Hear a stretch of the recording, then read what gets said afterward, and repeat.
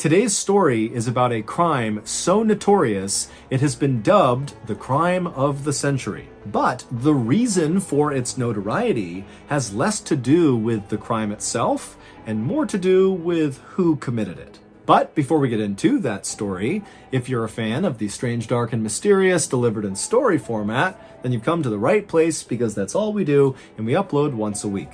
So, if that's of interest to you, please downgrade the Like Button's Netflix account so they're forced to sit through all the unskippable episodes. On the evening of Wednesday, May 21st, 1924, a man named Jacob Franks walked up the steps to his mansion, and right as he went to open his door, his butler opened it up, welcomed him inside, and Jacob smiled at the butler and stepped in. Jacob had just spent a long day at his office in Chicago, Illinois, doing a big real estate deal, and now he was just happy to be home with his wife and his 3 kids. Jacob was an incredibly successful business person who had made a name for himself first in the early 1900s when he ran a bank that specialized in giving out these enormous loans to gamblers. But it wasn't until he was named the president of the Rockford Watch Company and he expanded into real estate that he became outrageously wealthy. His fortune in today's dollars would have been around $70 million. But now that Jacob was so well established in the business world in Chicago, he was trying to make a more conscious effort to spend more time at home with his wife and kids. And so as soon as he walked past his butler into his mansion, he hung up his hat and his jacket, and he went to find his wife, Flora, to tell her about an idea he had for a trip for that upcoming weekend. But when Jacob found Flora, she was not remotely interested in talking about their weekend plans, because Flora was very worked up about their youngest son, Bobby. Bobby, who was 14 years old, was supposed to come home right after school, but it was now 6 p.m. and he still hadn't shown up, and she had no idea where he was. And Jacob's reaction to this news was just to feel kind of aggravated. Bobby was generally a really good kid. He was a student at a prestigious boys' school right down the road, and his teacher was convinced that Bobby was the smartest kid in his entire grade. Bobby was a member of the school's debate team and regularly beat the older kids. And Bobby was just a natural leader and very hardworking and kind. But Bobby could also be fairly irresponsible sometimes, specifically in terms of coming home on time. This was not the first time that Bobby had not come home by curfew. So Jacob told Flora, don't worry about it. This is something Bobby does. He likely lost track of time. And as Jacob and Flora are having this discussion, Bobby's older brother came into the room and suggested to his dad, Jacob, that perhaps Bobby was across the street at Richard's house. Richard was Bobby's cousin, playing tennis on their private court. Richard and Bobby were quite close, even though they were 4 years apart. Richard was 18, Bobby was 14, but they really bonded over tennis, and so that was something they did all the time. And so Jacob said he would go across the street and see if Bobby was there, and he also told his wife, Flora, to just continue to call around town and see if anybody knew where Bobby might be. And so Jacob left his mansion and began walking across the street towards Richard's family's mansion to see if his son was there. Now, this neighborhood that Jacob lived in was one of the most exclusive neighborhoods really in the entire country, but definitely within Chicago's city limits. It was called South Kenwood, and basically imagine a street where every house is a huge mansion, and every mansion is home to some business tycoon or famous person, and all the families who lived in this neighborhood had a full staff of maids and butlers and drivers and fleets of private cars. I mean, these people who lived in South Kenwood were literally the richest of the rich.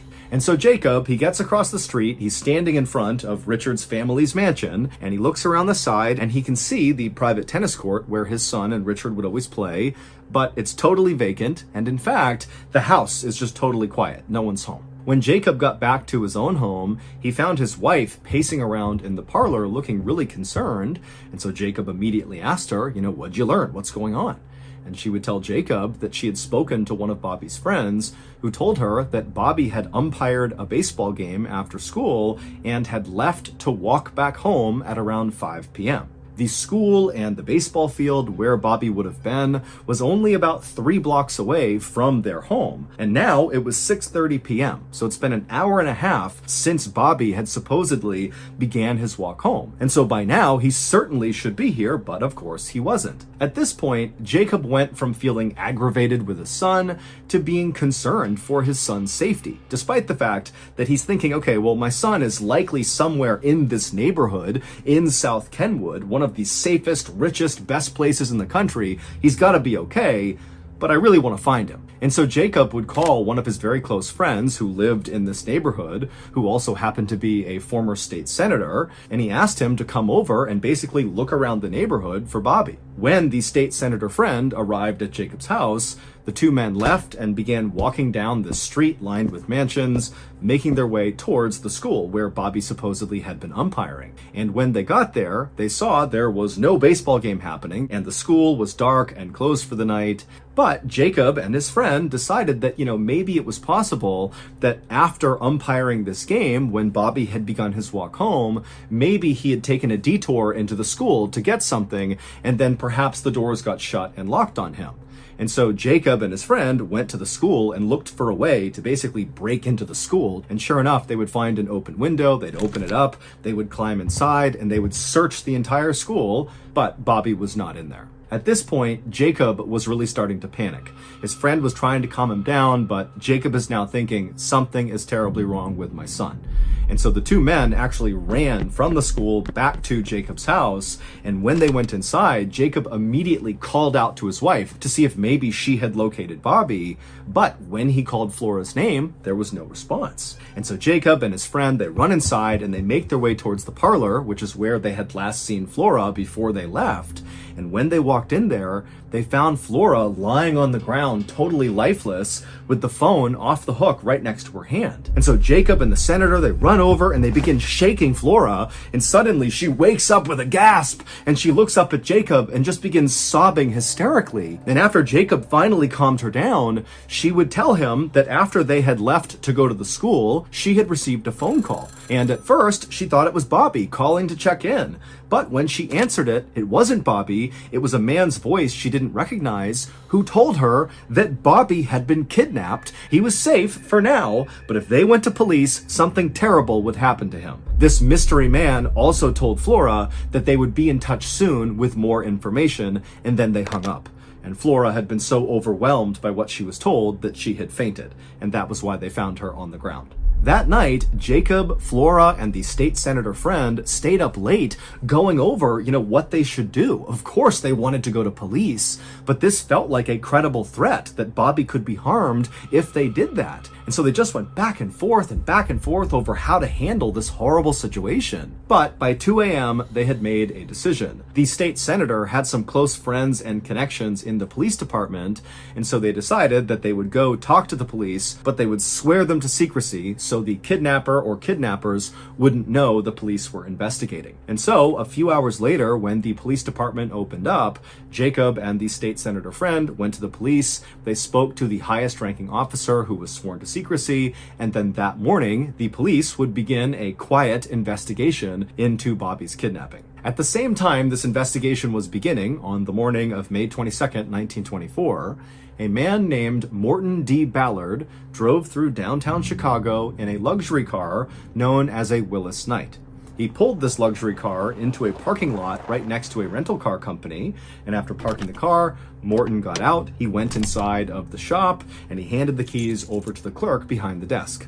The clerk would ask Morton, how did it go with your rental car? And Morton would say, oh, it was perfect, went totally fine. After that, Morton thanked the clerk, he turned around and walked outside where another luxury car was waiting for him, being driven by his good friend, Lewis Mason.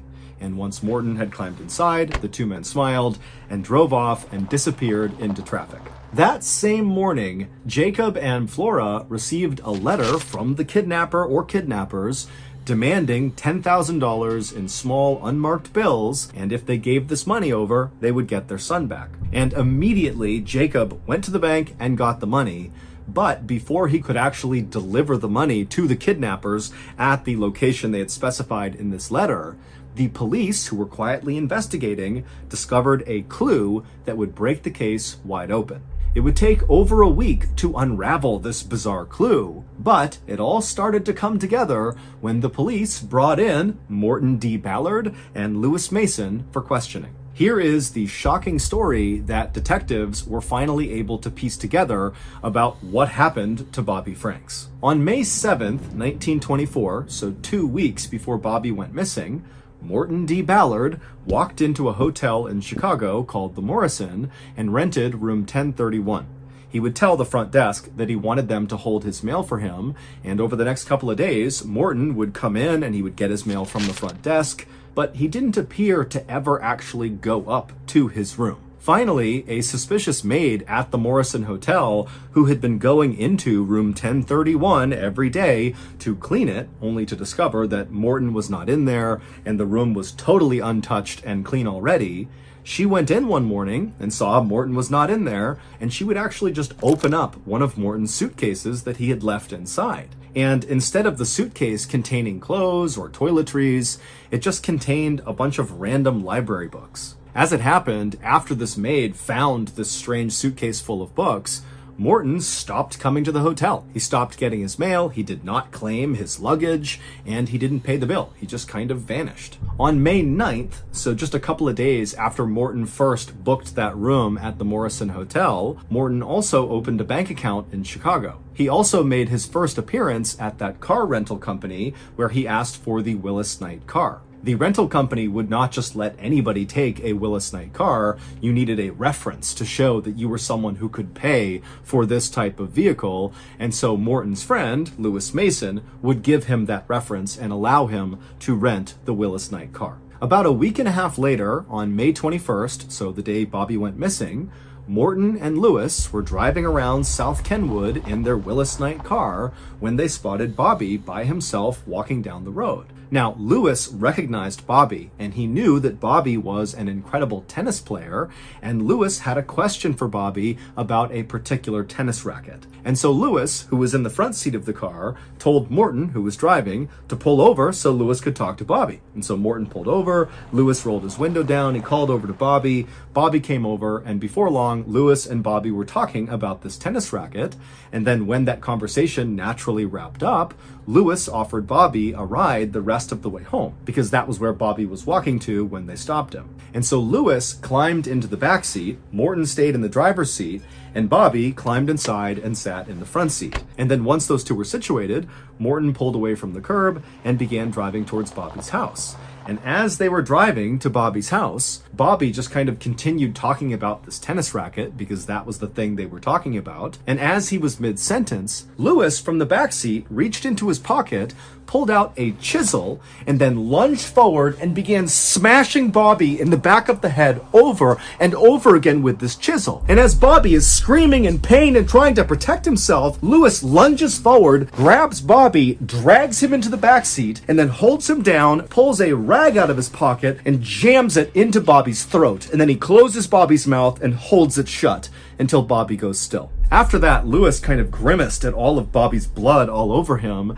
and he kind of pushed Bobby down onto the floorboards below, and then Lewis calmly climbed back into the front seat and sat down, and meanwhile, Morton has not remotely reacted to what's just happened. This is just business as usual. Morton and Lewis did not go to Bobby's house, but instead drove towards Indiana. And on their drive to Indiana, they would stop at a roadside restaurant and eat hot dogs and root beers with their car parked right near this restaurant with Bobby's body just totally exposed laying out on the floorboards of the back seat.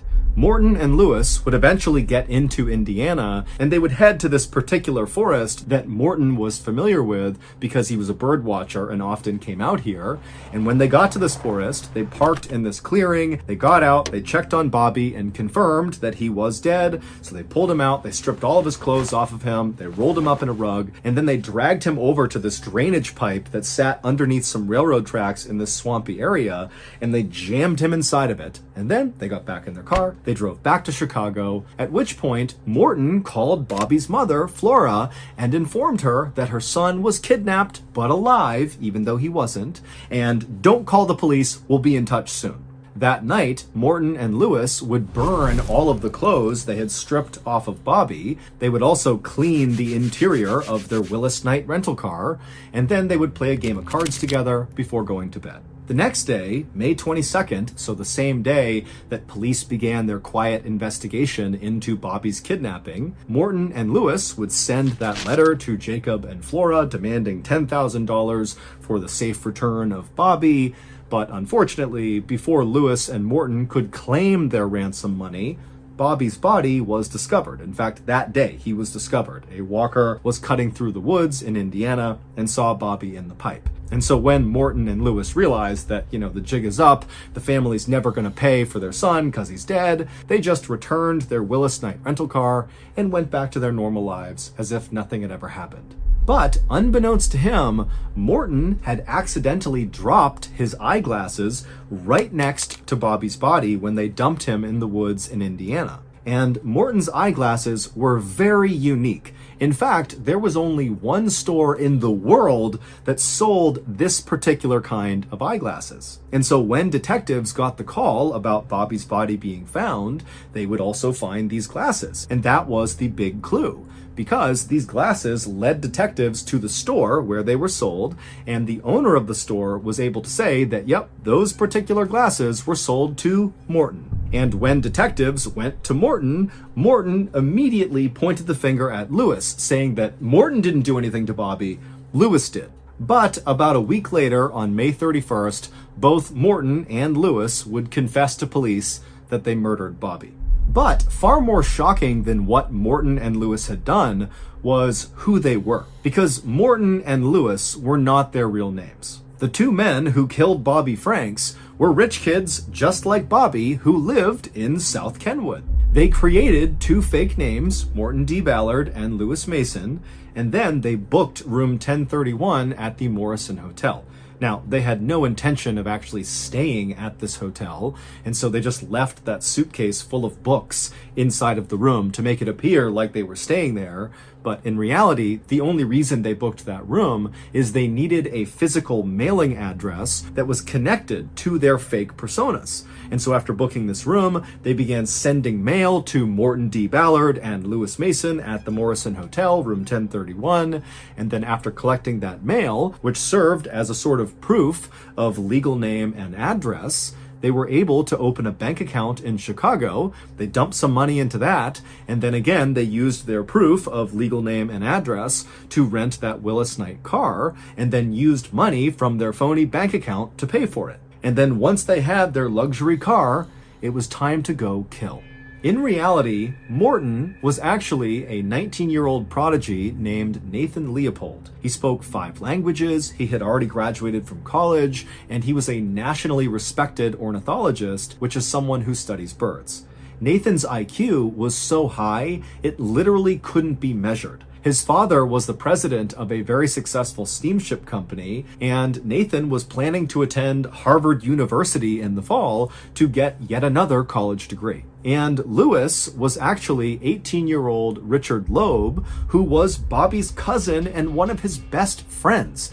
Bobby and Richard played tennis together all the time in Richard's private court, which is where Bobby's father went first to go looking for his son. Like Nathan, Richard was also a genius. He was the youngest person ever to have graduated from the University of Michigan. He graduated at 17 years old. And to celebrate the occasion, Richard's father, who in today's dollars was worth about $175 million, he was a retired vice president for the major retail store Sears, he bought Richard a custom golf course. He built him his own golf course. That was his graduation present. And at the time of Bobby's murder, Richard was actually enrolled at the University of Chicago's law school studying to become a lawyer. Nathan and Richard would very proudly tell investigators that they didn't kill Bobby to get money out of his parents. Nathan and Richard were fabulously wealthy. The money meant nothing. Instead, they had come up with this scheme and killed Bobby because of their belief in the philosopher Nietzsche's concept of supermen. Men whose superiority allows them to rise above all ordinary rules, ethics, and laws. Basically, Nathan and Richard believed they were so much better than everybody else in the world that if they wanted to kill someone, they should be able to. And Bobby seemed like a pretty easy target. After Nathan and Richard confessed, they were put under arrest, but a chauffeur was allowed to come to the police station and drop off silk pajamas for them to wear in custody, and instead of being held in a cell, they were allowed to stay in a hotel. But ultimately, they both were sentenced to life in prison. Bobby's family never recovered from his murder, and his father, Jacob, would die just 4 years after his son died. As for Nathan, he would be murdered in prison in 1936 by another inmate, and as for Richard, he would serve his time and get paroled, and then die of natural causes in 1971. Today, the murder of Bobby Franks is often referred to as the crime of the century. So that's going to do it. If you got something out of today's episode and you haven't done this already, please downgrade the Like Button's Netflix account so they're forced to sit through all the unskippable ads. Also, please subscribe to our channel and turn on all notifications so you don't miss any of our weekly uploads. We have a podcast called the Mr. Ballin Podcast that puts out brand new podcast exclusive stories on Monday mornings, and on Thursday mornings, we put out the remastered audio of our best YouTube videos. Again, it's called the Mr. Ballin Podcast, and it's available exclusively on Amazon Music. Consider donating to our charity. It's called the Mr. Ballin Foundation, and it provides support to victims of violent crime as well as their families. Monthly donors to the Mr. Ballin Foundation Honor Them Society will receive free gifts and exclusive invites to special live events. Go to mrballin.foundation and click on Get Involved to join the Honor Them Society today. We have 2 additional YouTube channels, Mr. Ballin en Espanol and Mr. Ballin Shorts. We also put out near daily content on TikTok, Facebook, and Snapchat. All of those channels are just called Mr. Ballin. If you want to get in touch with me, please follow me on any major social media platform and then send me a direct message. My username is just @Mr. Ballin, and I really do read the majority of my DMs. To check out our merch, join our Discord server, or just see what's going on inside of Ballin Studios, head on over to our brand new website, ballinstudios.com. So, whether I see you on Instagram, TikTok, Reddit, YouTube, Facebook, other YouTube channels, the podcast, wherever, just know that I really appreciate your support, and until next time, that's going to do it. See ya.